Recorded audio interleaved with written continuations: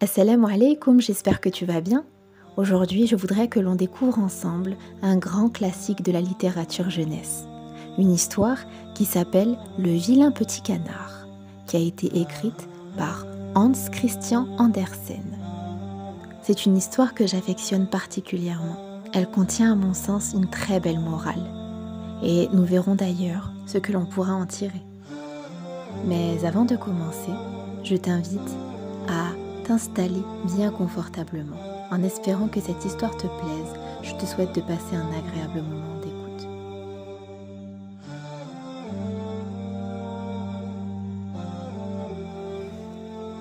Le vilain petit canard. C'était l'été. Il faisait bon à la campagne. Les blés étaient jaunes, l'avoine verte, le foin était en tas dans les prés verts et la cigogne y marchait sur ses longues pattes rouges, en parlant égyptien, car sa mère lui avait appris cette langue. Autour des champs et des prés, il y avait de grandes forêts. Au milieu de ces forêts, des lacs profonds. Oui, vraiment, il faisait bon à la campagne. En plein soleil, s'élevait un vieux château entouré de fossés profonds. De ses murailles, jusqu'à l'eau, poussaient de grandes plantes à larges feuilles, si hautes que les petits enfants pouvaient se cacher derrière. L'endroit était aussi sauvage que la forêt la plus épaisse, et là, une cane avait fait son nid. Elle couvait ses œufs qui allaient bientôt éclore, mais elle commençait à en avoir assez parce que cela durait depuis longtemps et qu'elle n'avait pas souvent de visite. Les autres canards aimaient mieux barboter dans les fossés du château plutôt que de venir la voir sous les feuilles et bavarder avec elle.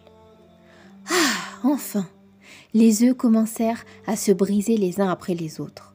On entendait crac, crac, et tous les jolis petits canetons sortaient la tête. Coin, coin, coin, coin, disait la canne, et les canetons cancanaient tant qu'ils pouvaient. Ils regardaient de tous les côtés, sous les feuilles vertes, et leur mère les laissait regarder autant qu'ils voulaient, car le vert est bon pour les yeux. Comme tout le monde est grand, disaient tous les petits. Ils avaient effectivement beaucoup plus de place que lorsqu'ils étaient dans leurs œufs. « Croyez-vous que ce buisson soit le monde entier ?» dit la mère. « Il s'étend bien au-delà du jardin, jusqu'au champ du pasteur. Mais là, je n'y suis jamais allée. »« Mais voyons, êtes-vous bien tous là ?»« Ah non, je ne les ai pas tous. »« Le plus gros œuf est toujours là. »« Combien de temps cela va-t-il durer encore ? Je commence à en avoir assez. » Et elle se remit à le couver.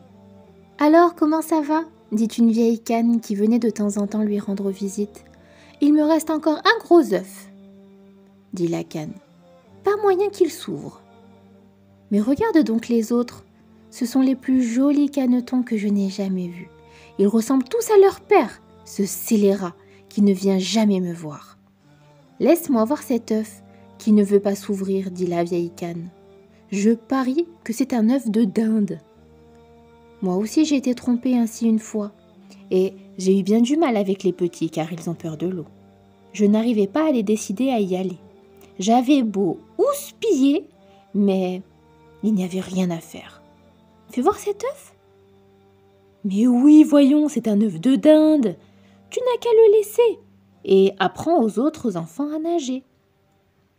Je vais quand même le couver encore un peu, dit la mère canne. Il y a si longtemps que j'y suis, je peux bien continuer encore un peu. Comme tu voudras, dit la vieille canne en s'en allant. Enfin, le gros œuf se fendit. Coin, coin, dit le petit en sortant. Il était grand et laid. La canne le regarda. Voilà un caneton d'une taille énorme, dit-elle. Oh là là, aucun des autres ne lui ressemble. Ce n'est tout de même pas un dindonneau. Enfin, on verra ça bientôt. Je vais le mettre à l'eau, même si je dois le pousser à coups de patte. Le lendemain, il faisait un temps délicieux.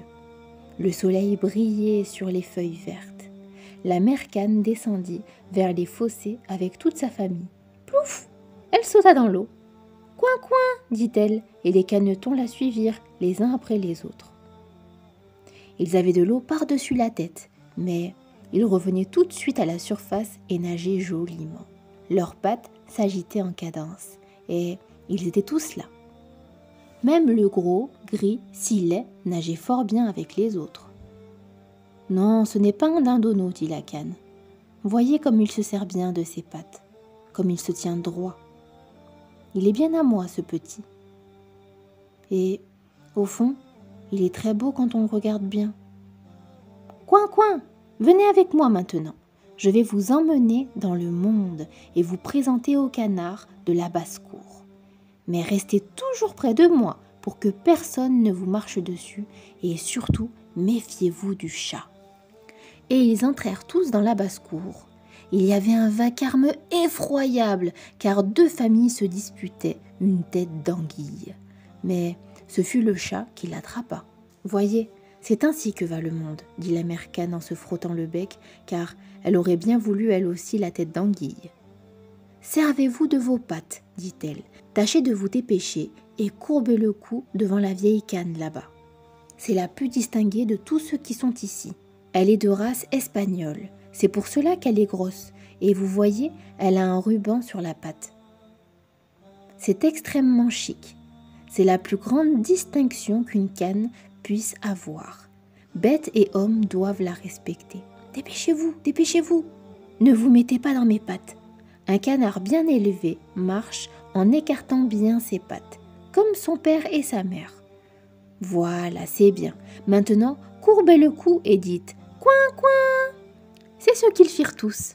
Mais les autres canards alentour les regardaient et ils disaient à voix haute « Regardez donc, nous voilà avec cette bande en plus, comme si nous n'étions pas assez nombreux. Et pouah! Quel air il a, ce caneton! Celui-là, nous n'en voulons pas. » Et aussitôt, une canne se mit à voler et à lui mordre dans le cou. « Laissez-le tranquille, dit la mère canne. Il n'a rien fait à personne. »« Oui, mais il est trop grand et puis il est trop bizarre, » dit la canne qui l'avait pincé. « On va le corriger. »« Ce sont de beaux enfants que vous avez là, mère, » dit la canne avec un ruban autour de la patte. « Tous beaux à une exception près. Celui-là n'est vraiment pas réussi. Il faudrait que vous puissiez le refaire. »« Ce n'est pas possible, madame, dit la mère canne. Il n'est pas beau, mais il a bon caractère et il nage aussi bien que les autres, peut-être même un peu mieux. Je pense qu'il embellira grandement ou qu'il deviendra un peu plus petit avec le temps.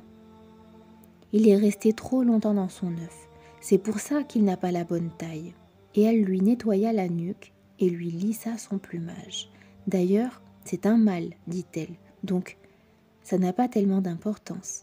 Je crois qu'il grandira bien et qu'il fera son petit bout de chemin. »« Les autres canetons sont mignons, dit la vieille canne. Faites comme chez vous, et si vous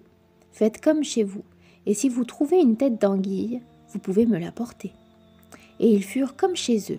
Mais le pauvre petit caneton, qui était sorti le dernier de son œuf et qui était si laid, fut pincé, bousculé, et tout le monde se moquait de lui, aussi bien les canards que les poules.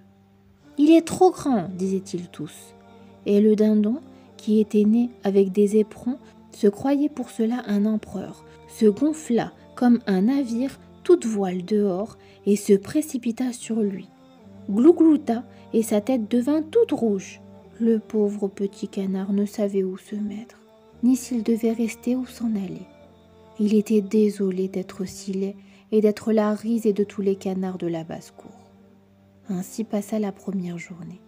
Puis, ce fut de pis en pis. Tout le monde le chassait. Pauvre petit canard. Même ses frères et sœurs étaient méchants avec lui. Ils lui disaient tout le temps « Si seulement le chat pouvait t'emporter, tu es si vilain !» Et même sa mère disait « Je voudrais que tu sois loin d'ici. » Les canards le pinçaient, les poules lui donnaient des coups de bec et la fille de la basse-cour le renvoyait à grands coups de pied. Alors il prit son vol au-dessus de la haie. Les petits oiseaux des buissons s'envolèrent effrayés. « C'est parce que je suis si laid, » pensa le petit canard en fermant les yeux, et il s'enfuit. Alors, Il arriva dans le grand marais où habitent les canards sauvages. Il y passa toute la nuit. Il était épuisé et triste. Au matin, les canards sauvages découvrirent leur nouveau camarade. « Quel drôle d'oiseau es-tu » demandèrent-ils. Et le petit canard gris se retourna de tous les côtés en saluant du mieux qu'il pouvait. « Tu es vraiment laid, très laid » dirent les canards sauvages. « Mais ça nous est bien égal, pourvu que tu ne te maries pas dans notre famille. » Le pauvre. Il ne pensait vraiment pas à se marier. Il voulait seulement la permission de dormir dans les roseaux et de boire un peu d'eau du marais. Il resta là 2 jours entiers, puis arrivèrent 2 oies sauvages, ou plus exactement 2 jarres sauvages, car c'étaient 2 mâles. Ils n'étaient pas sortis de l'œuf depuis bien longtemps, et ils étaient fort insolents. « Écoute, camarade, dirent-ils, tu es si laid que tu nous plais. Veux-tu nous accompagner et voyager avec nous ? Il y a tout près d'ici un autre marais où vivent de sacrément belles oies sauvages, toutes demoiselles qui savent dire « coin coin » et tu pourrais bien avoir du succès. Laid comme tu es. Au même instant, au-dessus d'eux, on entendit « pif, paf » et les 2 jarres sauvages tombèrent, morts dans les roseaux, et l'eau devint toute rouge. « Pif, paf » entendit-on encore, et des bandes d'oies sauvages s'envolèrent des roseaux. Il y eut à nouveau de grands coups de feu. Des chasseurs encerclaient le marais. Quelques-uns étaient même montés dans les branches des arbres au-dessus des roseaux. Une fumée bleue formait comme des nuages au milieu des arbres sombres et restait en suspens au-dessus de l'eau. Et les chiens de chasse s'enfoncèrent dans l'eau. Plaf, plaf! C'était effroyable pour le petit canard. Il tourna la tête pour la cacher sous son aile et, au même moment, un grand chien terrible se dressa devant lui, la langue pendante et les yeux horriblement brillants.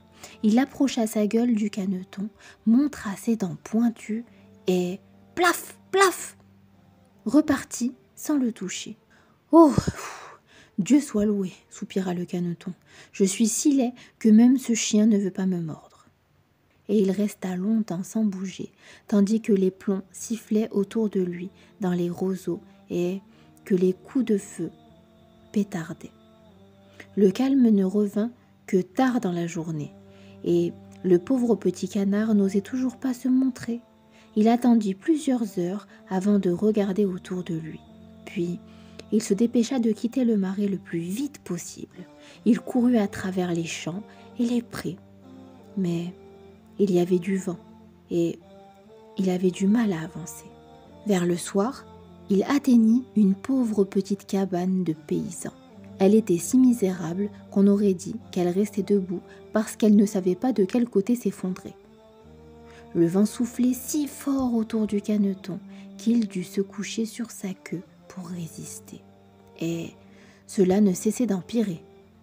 Alors, il s'aperçut que la porte avait perdu un de ses gonds et qu'elle pendait de travers, si bien qu'on pouvait se glisser dans la chaumière. Et c'est ce qu'il fit d'ailleurs. Une vieille dame habitait là, avec son chat et sa poule. Et le chat, qu'elle appelait Fiston, savait faire le gros dos et ronronner. Il pouvait même lancer des étincelles, mais pour cela, il fallait le caresser à rebrousse-poil. La poule avait de toutes petites pattes. Aussi l'appelait-on trotte-menu. C'était une bonne poule pondeuse, et la femme l'aimait comme son propre enfant. Le matin, ils remarquèrent tout de suite le caneton inconnu. Le chat se mit à ronronner et la poule à glousser. « Qu'est-ce qu'il y a ?» dit la vieille femme en regardant autour d'elle. Mais elle voyait très mal et elle crut que le caneton était une canne bien grasse qui s'était perdue. « Ah, voilà une bonne affaire, se dit-elle. Je vais avoir des œufs de canne, si ce n'est pas un canard. » Elle garda le petit canard à laisser pendant 3 semaines, mais il n'y eut pas d'œufs.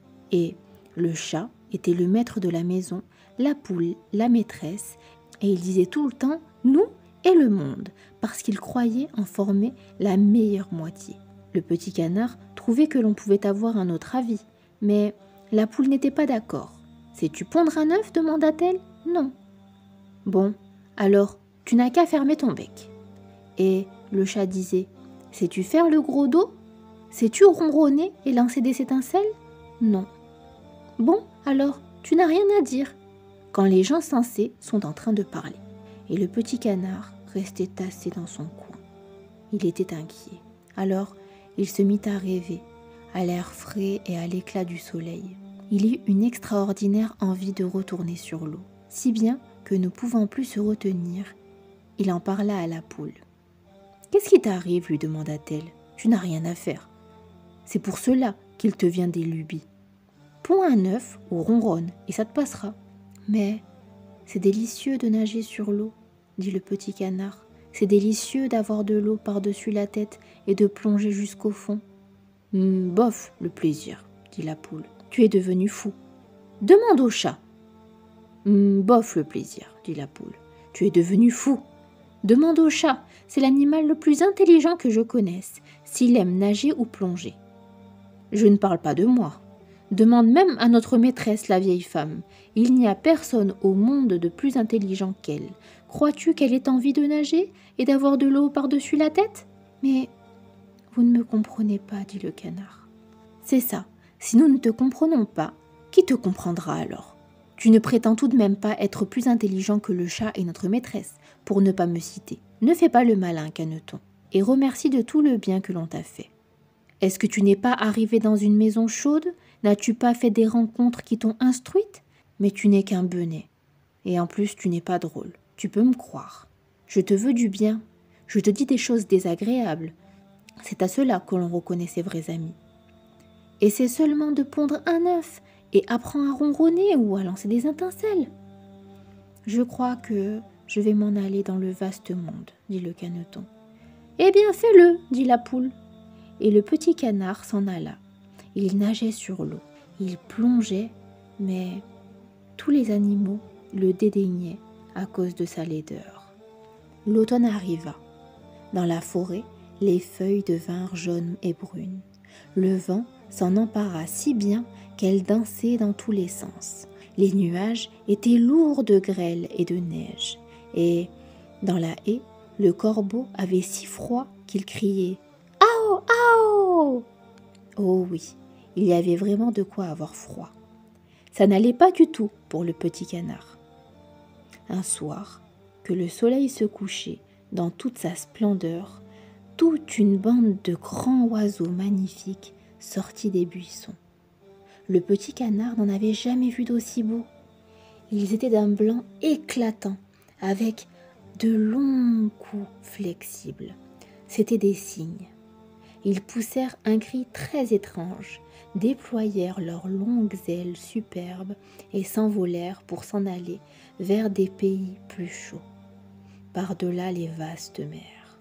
Ils montèrent si haut que le vilain petit canard éprouva une impression étrange. Il se mit à tourner dans l'eau comme une roue, tendit haut le cou vers les grands oiseaux et poussa un cri si fort et si bizarre qu'il en eut peur lui-même. Oh, il ne pourrait jamais oublier ces superbes oiseaux, ces heureux oiseaux, et dès qu'il ne les vit plus, il plongea jusqu'au fond, et quand il revint à la surface, il était comme hors de lui. Il ne connaissait pas le nom de ces oiseaux, il ne savait pas où ils allaient, et pourtant il les aimait.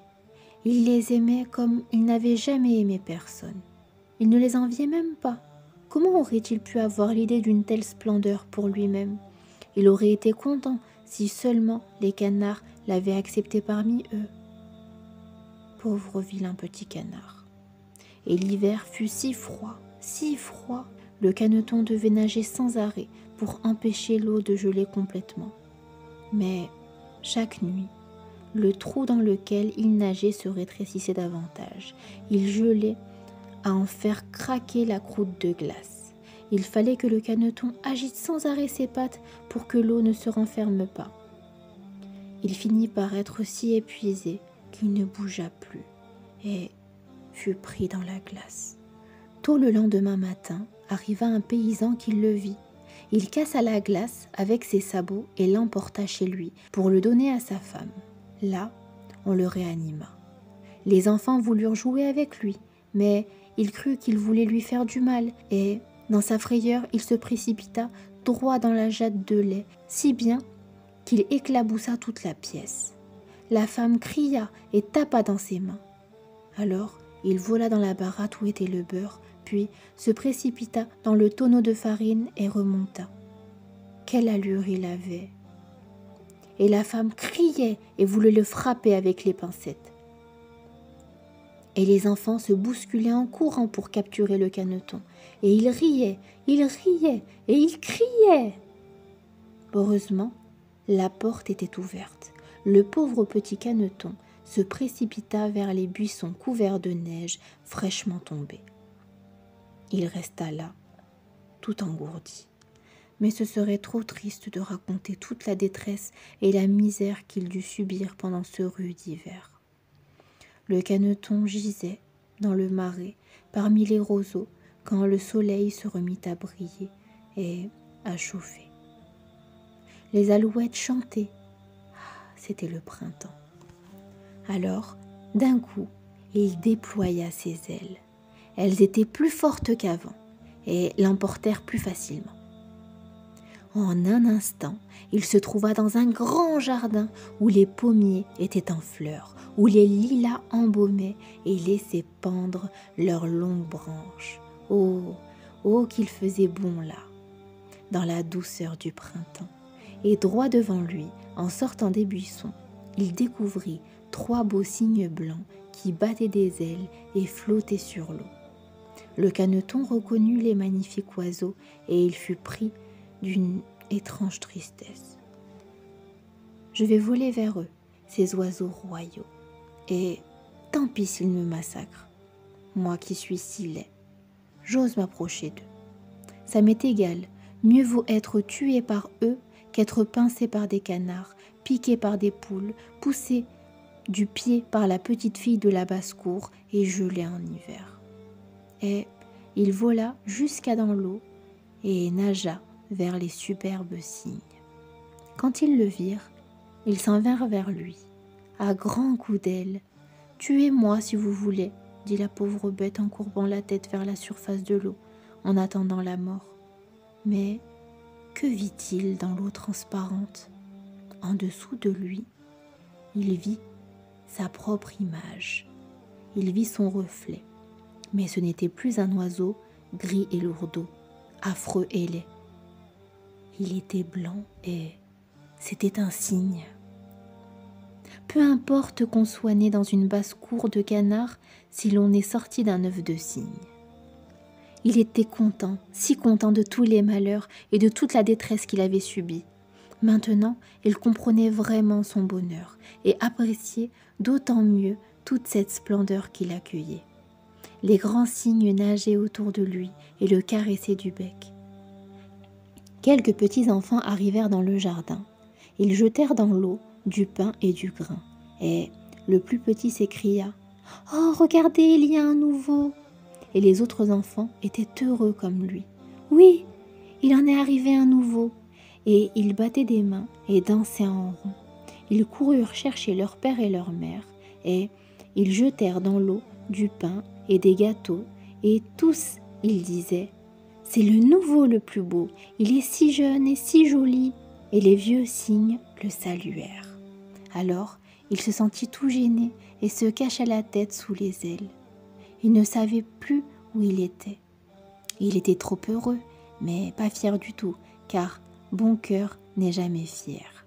Il songeait combien il avait été pourchassé et moqué, et il entendait maintenant tout le monde dire qu'il était le plus beau de tous, le plus beau des oiseaux.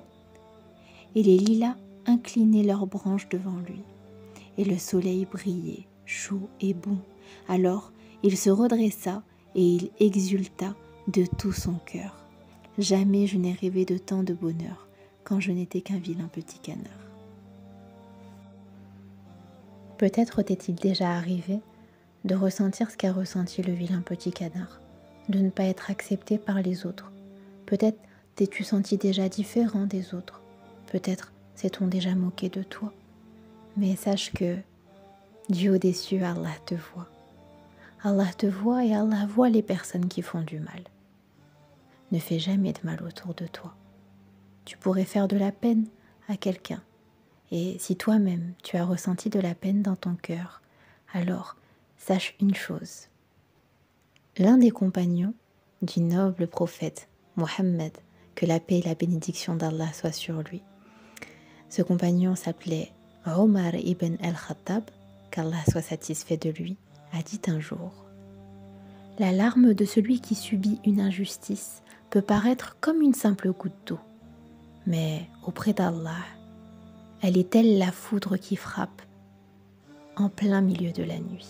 Et sache qu'Allah n'est jamais injuste, qu'après la peine, finit toujours par arriver la joie. En espérant que cette histoire t'ait plu, prends bien soin de toi. N'hésite pas à la partager. Wassalamu alaikum wa rahmatullah.